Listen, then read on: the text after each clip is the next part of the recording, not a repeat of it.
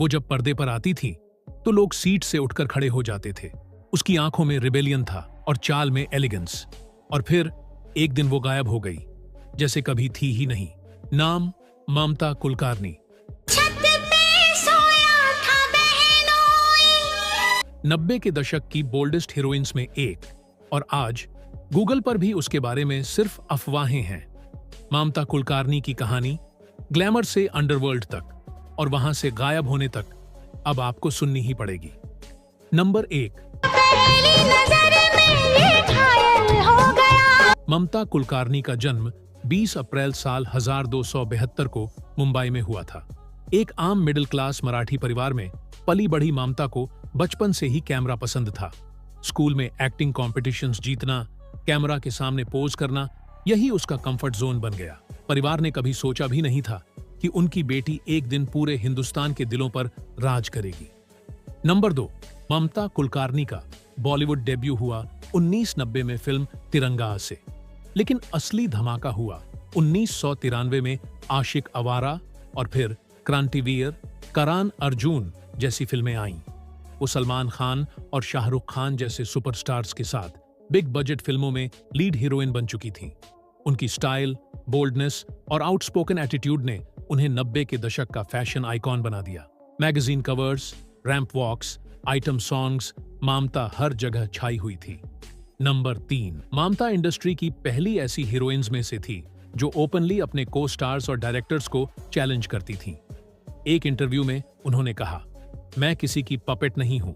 चीन गेट विवाद करियर की दरार 1978 में राजकुमार संतोषी के साथ उन्होंने साइन की चाइना गेट, मगर शूटिंग के दौरान दोनों के बीच मैसिव फॉलआउट हुआ। ममता ने खुलेआम कहा कि उन्हें अनफेयरली सेट से बाहर कर दिया गया। इस पब्लिक झगड़े ने ममता को इंडस्ट्री में अकेला छोड़ दिया।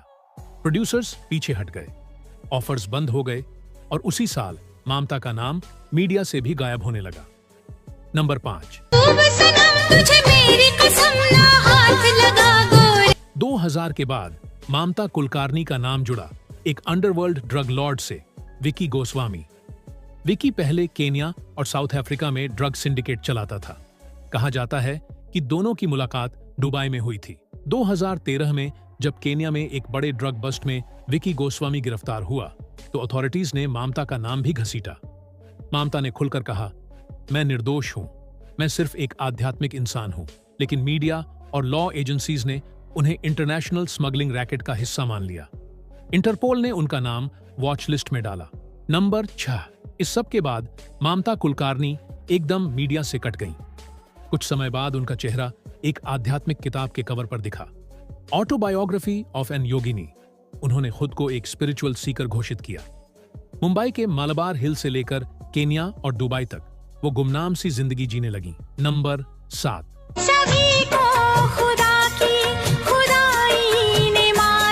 आज ममता कुलकर्णी भारत में नहीं है। उनके ऊपर इंडिया में एनडीपीएस एक्ट के तहत केस दर्ज है। इंटरपोल ने उनका नाम 2017 में इंटरनेशनल चार्जशीट में डाला। कुछ रिपोर्ट्स कहती हैं कि वो केन्या में है, एक आश्रम में रहती हैं। कुछ कहते हैं कि वो साउथ अफ्रीका चली गई और कुछ उनकी मौत की अफवाह तक फैला चुके हैं। लेकिन सच्चाई ये है, कोई नहीं जानता वो कहां है। And scene.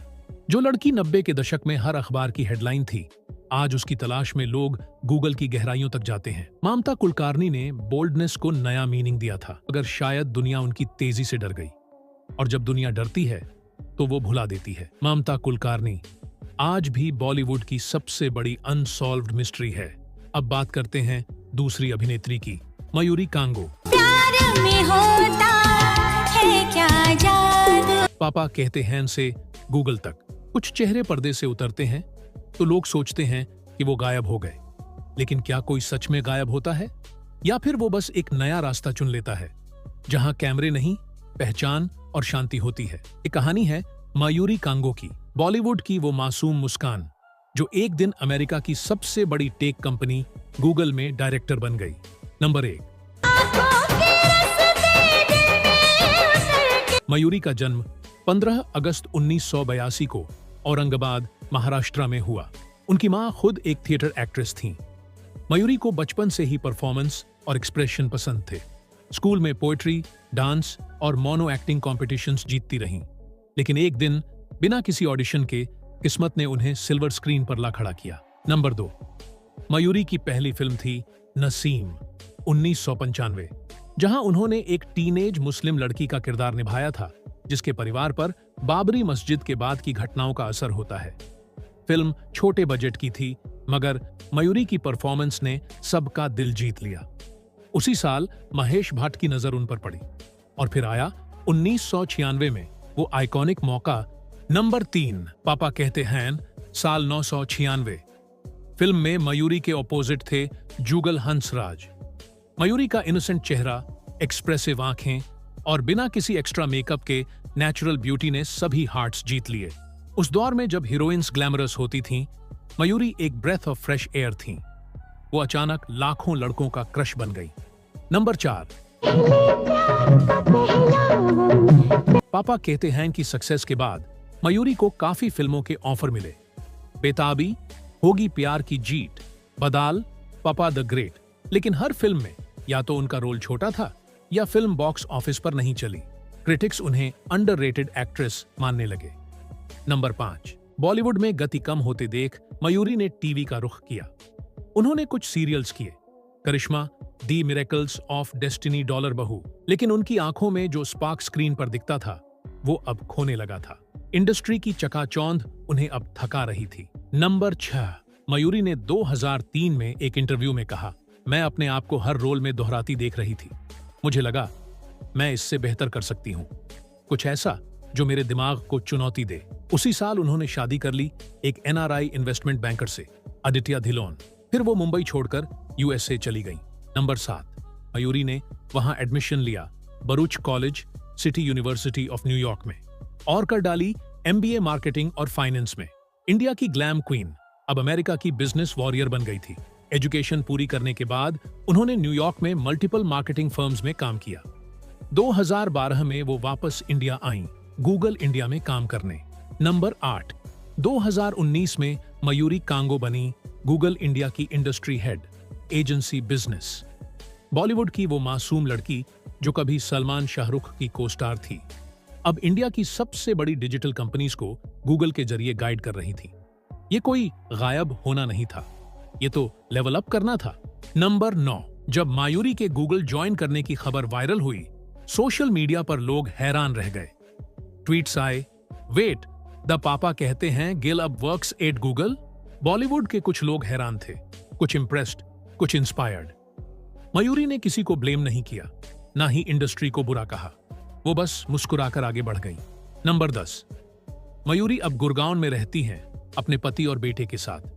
वो ओकेजनल कॉन्फ्रेंसेज में स्पीकर बनकर जाती हैं, डिजिटल मार्केटिंग की स्ट्रैटेजिस्ट बन चुकी है। और जब कोई उनसे पूछता है क्या आप फिल्मों में लौटेंगी, तो उनका जवाब होता है, मैंने जो पा लिया है वो फिल्मों से भी बड़ा है, इनर पीस और respect. And scene, Mayuri Kango, वो नाम जिसने ये साबित कर दिया कि सिर्फ पर्दे से गायब होना मतलब जिंदगी से गायब होना नहीं होता। वो लड़की जिसने एक खूबसूरत गुड बाय कहा क्योंकि वो जानती थी कि उसकी असली मंजिल सिल्वर स्क्रीन से कहीं बड़ी है। मयूरी, तुमने हमें सिखाया कि सच्चा स्टार वो है जो खुद को पहचान ले। अब बात करते हैं तीसरी अभिनेत्री की, अनु अग्रवाल।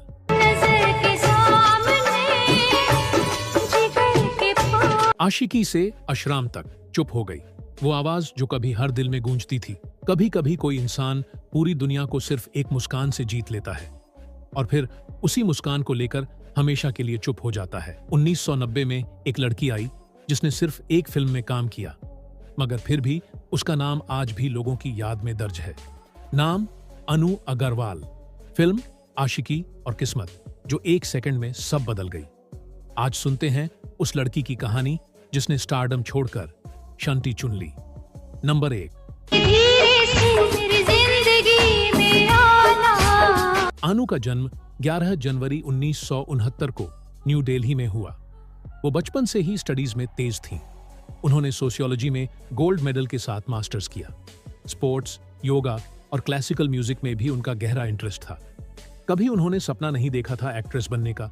उन्हें तो UN में काम करना था या समाज के लिए कुछ करना था। लेकिन किस्मत को कुछ और मंजूर था।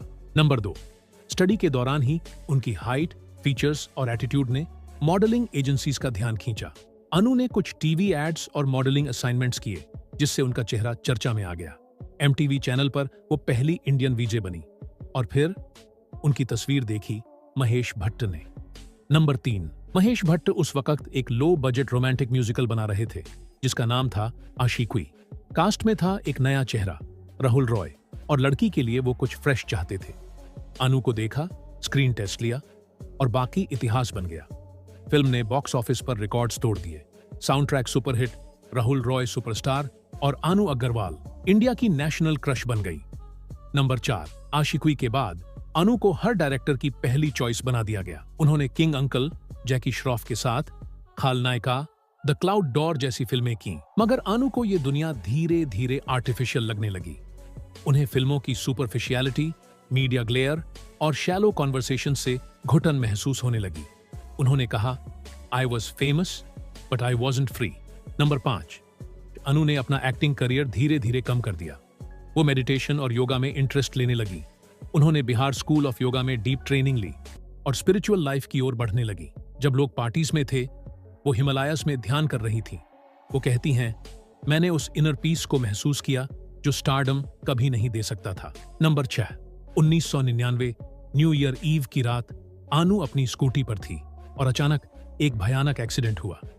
उनका चेहरा बुरी तरह से जख्मी हो गया। स्पाइन और ब्रेन में गहरी चोट आई। वो 29 दिन तक कोमा में रहीं। डॉक्टर्स ने उम्मीद छोड़ दी थी, लेकिन अनु ने वापसी की, धीरे धीरे, पूरी शांति के साथ। नंबर 7, एक्सीडेंट के बाद अनु ने बॉलीवुड पूरी तरह छोड़ दिया। वो योगिनी बन गई, स्पिरिचुअल रिट्रीट्स, वर्कशॉप्स और मेडिटेशन कैंप्स चलाने लगी। उन्होंने लिखा, I died and came back, now I live with awareness. Anu ने एक बुक भी लिखी, unusual memoir of a girl who came back from the dead. इस किताब में उन्होंने फेम, फॉल और रीबर्थ की पूरी यात्रा बताई। नंबर 8, आज अनु एक एनजीओ चलाती हैं, अनु अग्रवाल फाउंडेशन, जो अंडर प्रिविलेज्ड बच्चों के लिए योगा, मेंटल हेल्थ और मेडिटेशन सिखाती है। वो इंटरनेशनल कॉन्फ्रेंसेस में स्पीकर बनती हैं, टेडएक्स टॉक्स देती हैं और सबको सिखाती हैं कैसे अंदर से जिया जाए। बॉलीवुड ने उन्हें भुला दिया, मगर उन्होंने खुद को पा लिया। अनु अग्रवाल, जिसने सिर्फ एक फिल्म की, मगर आज भी लाखों लोगों को याद है। उसने स्टारडम से ज्यादा इनर पीस को चुना। जब लोग बॉलीवुड का नाम लेते हैं, वो फिल्में गिनते हैं। जब कोई अनु का नाम लेता है, वो सुकून महसूस करता है। वो एक्ट्रेस नहीं रही, वो अब एक रोशनी है जिसने सिर्फ आशिकी नहीं, जिंदगी से भी मोहब्बत की।